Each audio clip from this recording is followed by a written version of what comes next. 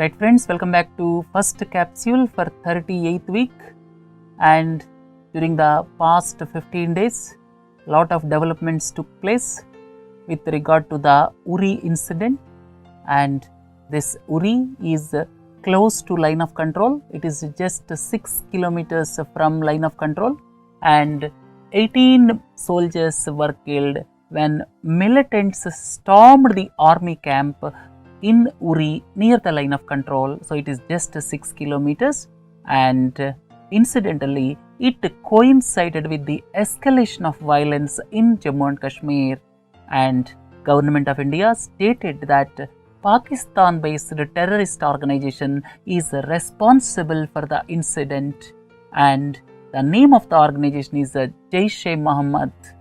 And now National Investigation Agency is probing the incident. You may ask, what is National Investigation Agency? Please look into this slide. The National Investigation Agency is a Central Counter-Terrorism Law Enforcement Agency, and this is under the Ministry of Home Affairs, and it is investigating now. And let us look at the relations between India and Pakistan since Kargil war. I am discussing this entire issue in two parts. In first part, I am discussing the events since Kargil war. At the same time, at present, how the world views Pakistan, then what are various diplomatic options available for the country, and what are various military options. And in the second part, we will deliberate on economic options, which include the Indus Water Treaty as well as most favored nation status. Right. So now let us start with India-Pakistan since Kargil war. All of you are well aware, Kargil war took place in the year 1999. Subsequently, Parliament attack took place on December 13, 2001, and India, subsequent to Parliament attack, has resorted to Operation Parakram. Operation Parakram is with the mobilization of around 5 lakh troops along line of control, and it continued up to 2002. Almost it continued for around a year, and subsequent to Parliament attack, Pervez Musharraf at that time in the year 2002 banned Lashkar-e-Toiba, Jaish-e-Mohammed and other terrorist organizations, and at that time it was felt that relations between India and Pakistan poised for improvement. But subsequently what happened? On 14th May 2002, Kalu Chak attack took place. Terrorists hijacked the bus and more than 30 people were killed, and subsequently Atal Bihari Vajpayee, the then Prime Minister, visited Pakistan in January 2004 for SAARC summit, and trade liberalization measures were introduced subsequently. Then cross line of control trade was introduced in October 2008, and people felt that everything is being normalized, and the worst incident came on 26 November 2008 in the form of Mumbai attacks, and clear evidence was produced by India because one of the assailants was caught alive and complicity of ISI was evident. You may ask, what is ISI? ISI is the intelligence agency of Pakistan, Inter-Services Intelligence, just like our research and analysis wing, just like CIA of America. So this is intelligence organization of Pakistan, ISI. ISI's role was clearly established in Mumbai attacks of 2008, and subsequent to 2008 Mumbai attacks, India established National Investigation Agency, National Counter-Terrorism Center, and India is establishing NAT-Grid. NAT-Grid means National Intelligence Grid. It will give the real-time assessment of the movements of terrorists, and it will facilitate easy evaluation of the antecedents of terrorists. So these organizations, NIA, NCTC, NAT-Grid, these are established subsequent to 2008 Mumbai attacks. And let us come to the present NDA government tenure, Narendra Modi became the Prime Minister in May 2014, and the relations moved from one extreme to other extreme several times during the past 2 years. I have listed out here one extreme to other extreme. If you look at the first incident, Nawaz Sharif attended the swearing-in ceremony of Narendra Modi in May 2014.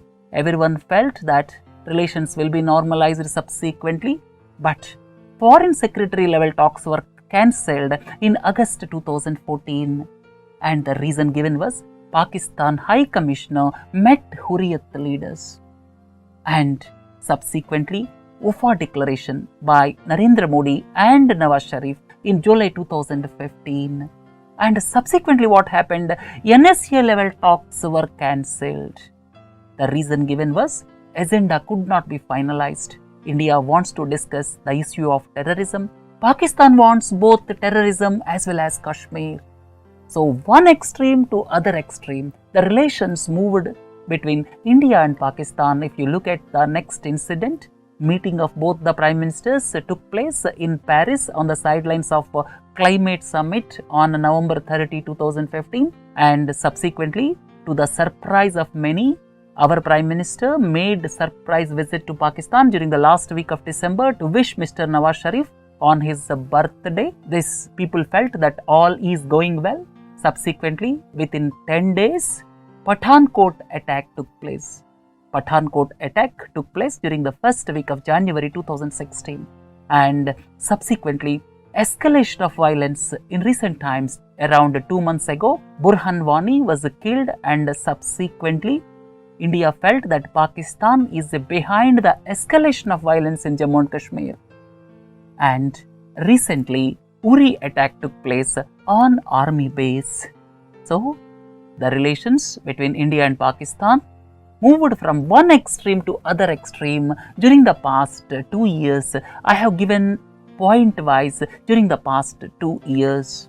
And now the most important aspect I am going to discuss, how the world at large views Pakistan. Attitude of United States of America with regard to Pakistan is totally ambivalent. Recently, United States of America rejected grant for F-16s. Please look into this slide. These are F-16s. And recently, grant was declined by United States of America, but United States of America may not fully support India to isolate Pakistan. India recently signed Logistics Exchange Memorandum of Agreement with the United States of America, but still it is not sure that United States of America support India. It is not clear, and the statements from United States of America very clear that they are not fully behind India.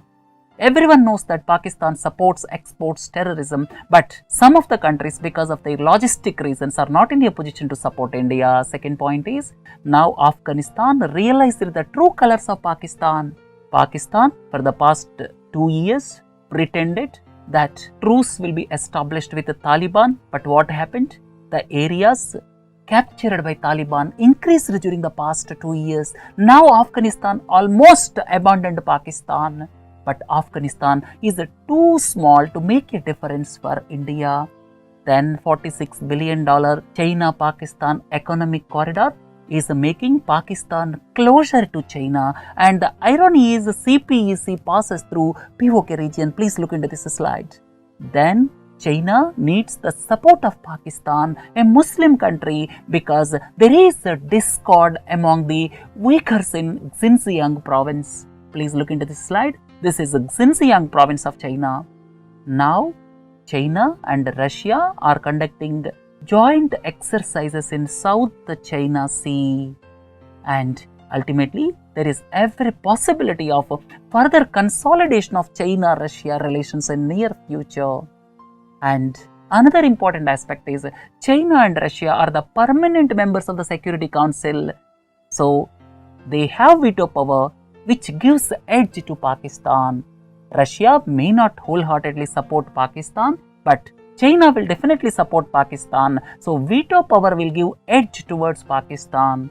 And another important and interesting aspect is the Cold War rivals Russia and Pakistan recently conducted first military exercises in Pakistan, and it indicates that in future Russia-China-Pakistan axis may be imminent. So under these circumstances, the biggest $1,000,000 question is who will support India? Everyone knows that Pakistan is exporting nuclear technology, Pakistan is exporting terrorism, Pakistan is supporting terrorism, but no one is in a position to wholeheartedly support India because of their strategic reasons. Right now, let us look at what are the options left for India. First one is diplomatic options.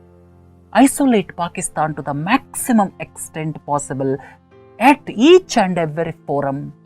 Downgrade diplomatic relations, recall Indian High Commissioner from Pakistan, send envoys, our representatives to Western countries, especially European Union countries, which are also badly suffering because of terrorism.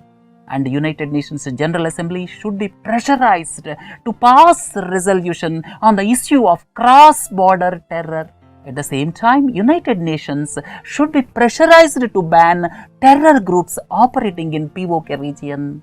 Then at the same time, United Nations should define terrorism and pass a CCIT, Comprehensive Convention on International Terrorism.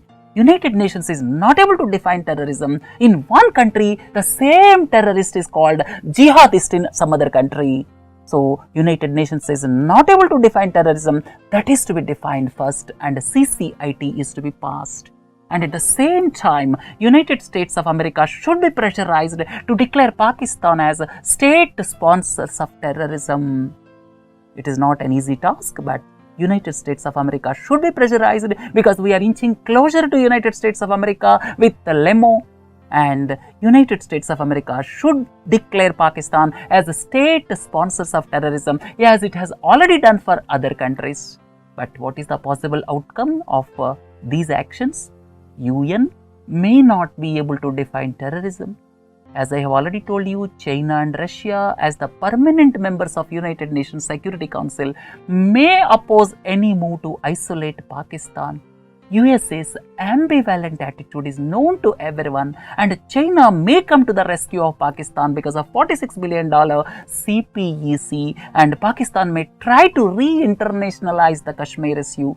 It became bilateral issue subsequent to Shimla Agreement of 1972, but now Pakistan may re-internationalize the Kashmir issue. Right? So, outcome, let us not bother about the outcome, but let us put more weight behind these diplomatic options. The second is the military options. What are various military options? I have listed out here. First option is attack Pakistan directly. Second one is surgical strikes on terror camps in POK region. Deep inside Pakistan I am talking about. Recently, government stated that it resorted to surgical strikes just at LOC, at the launch pads. That means when terrorists are about to infiltrate into the country, their surgical strikes were done. But surgical strikes inside the land of Pakistan, deep inside I am talking about, so as to eliminate the network of terror groups. That is surgical strikes deep inside the POK region. Then target the chiefs of terror groups. Next, target Pakistan army posts which facilitate infiltration of terrorists, and at the same time increase the patrolling across the line of control. So these are the military options available for the country, and I have given what is the possible outcome or difficulties. I have listed out the points here. Please go through them. Military option is not the recommended option. Because of the reasons I have listed out here, attack on Pakistan may result in loss of lives in both the countries. Moreover, both the nations have got the nuclear arsenal. That is most important point. We may show maturity in utilizing nuclear arsenal, but a country like Pakistan may not show maturity in utilizing the option of nuclear arsenal. That is most important point. And because of this reason, it is not advisable in view of the stature of India vis-a-vis Pakistan. And another important aspect is army enjoys more power in Pakistan. Then another important point is, though several countries do not admit the role of Pakistan with regard to exporting terrorism as well as exporting nuclear technologies to countries like North Korea. Now North Korea is conducting experiments, nuclear tests it's conducting. Who exported technology? It is Pakistan which exported technology to North Korea. And the world at large knows that Pakistan has done all these things, but world is not in a position to acknowledge this. So, looking at the maturity of India and looking at the largest democracy and looking at the immature stature of Pakistan, looking at the army's role in Pakistan and looking at the nuclear arsenal available with Pakistan and looking at the rogue state status of Pakistan, it is not at all advisable to attack Pakistan militarily. And another important aspect is, going war with Pakistan may downgrade India and world will try to see India and Pakistan on the same platform. Next important aspect is, there is every possibility that Kashmir issue may become re-internationalized, or you can say Kashmir issue may be re-internationalized by Pakistan. And another important aspect is, people are talking about surgical strikes deep inside Pakistan, but our capabilities are not that much to strike deep inside, just like SEALs of USA or GSG-9 of Germany and Special Air Service of UK. We don't have that much capabilities to strike deep inside Pakistan. So, military option is not at all an advisable option, right? So, this is part 1. In part 1, we have deliberated on India-Pakistan since Kargil war and seesaw relations during the past 2 years and how the world views Pakistan, what are the diplomatic options, what are the military options. And next in part 2, let us deliberate on economic options, which include the most favored nation status, at the same time Indus Water Treaty, SAFTA agreement, and so what is the way out. These things we will deliberate under part 2. Right friends, please do join for other capsules. Have a nice day. Thank you.